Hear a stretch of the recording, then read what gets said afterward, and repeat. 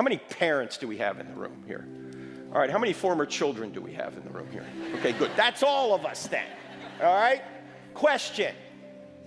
If your parents approved of everything you wanted to do when you were 13 years old, would they have been loving? No, of course not. Love doesn't mean approval. Love doesn't mean enabling people to do evil. Love means you're standing in the way of evil. As Dr. Turk said, true love is selfless. It is the act of sacrificing yourself for the good of others, putting their needs ahead of your own. When you give yourself in love, you reflect the ultimate example of sacrifice, laying down your life, your comfort, and your desires for someone else. It's not about what you receive in return, but the fulfillment that comes from knowing you've uplifted someone else. This kind of love echoes Christ's love for us, where he gave everything for our salvation. In sacrificing for others, you demonstrate the purest form of love, which changes hearts and builds lasting relationships grounded in grace. All right, let's get back to it. If you approve of everything some kid wants to do, you're not loving, you're unloving, you're an enabler. In fact, in the passage that everybody reads at their wedding, but nobody obeys, 1 Corinthians 13, here's what Paul says about love. Love does not rejoice in wrongdoing. Love rejoices in the truth. Love always protects. Love always perseveres. You don't protect people when you're approving of the evil they're doing. You're doing the opposite. Knock it off. In fact, Jesus, who went to the cross for us, gave us one new command. You know what the one new command is? Here it is. He says, a new commandment I give you, love one another. As I have loved you, so you must love one another. How did he love us? He sacrificed himself for us. So what is love for us? It means sacrifice.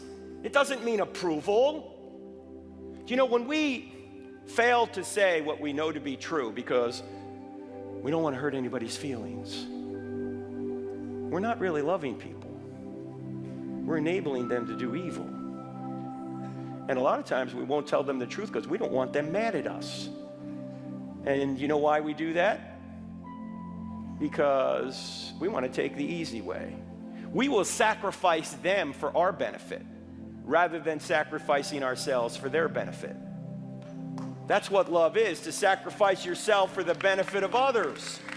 So you need to tell people what the truth is in as tactful a way as possible. Here's one way you could do it. You might say to somebody you love who, say, is wanting to approve of, say, aberrant sexual practices. They're all over now. You might say to them, hey, if I was about to go down a road you knew that would hurt me and hurt others and would be against God's will, would you love me enough to tell me? What's the other person going to say? Well, of course. Great. Can I do the same for you right now? Love does not mean approval. Thomas Sowell is now 94 years old and says everything well. Put it this way. He said, when you want to help people, you tell them the truth. When you want to help yourself, you tell them what they want to hear. How often do we tell people what they want to hear? Oh, we don't want to risk the relationship. Well, what kind of relationship do you have anyway if you can't tell them the truth? What are you risking?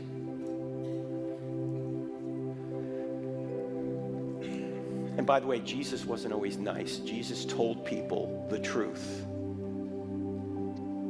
In fact, if you think Jesus was a nice guy who's never said a bad word about anyone, you have not read John chapter 2, John chapter 8, or Matthew chapter 23. Yes, look at those scriptures or books. John 2, Jesus cleanses the temple. John 8, he says, you are of your father, the devil. And Matthew 23, he said continually, woe to you, scribes and Pharisees. Let's get back to it. Jesus was not Barney.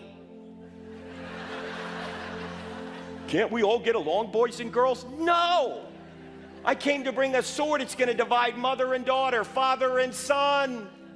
How often do you hear those passages talked about? But most of you in this room know those passages are true. Why? Because you're divided in your own family over Jesus. Guess what you ought to be? You ought to be following Jesus and not the world.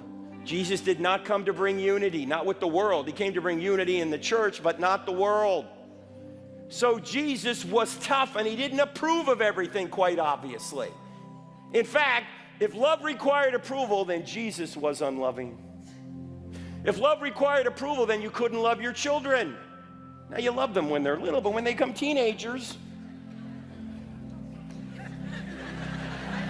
Yeah, you love them, but you don't always feel like you love them, right? You probably never thought of abandonment, but you've thought of murder several times. If love required approval, you couldn't love your spouse. You couldn't love your enemies. How do you love your enemies if love requires approval? In fact, God couldn't love you if love required approval. Love does not require approval.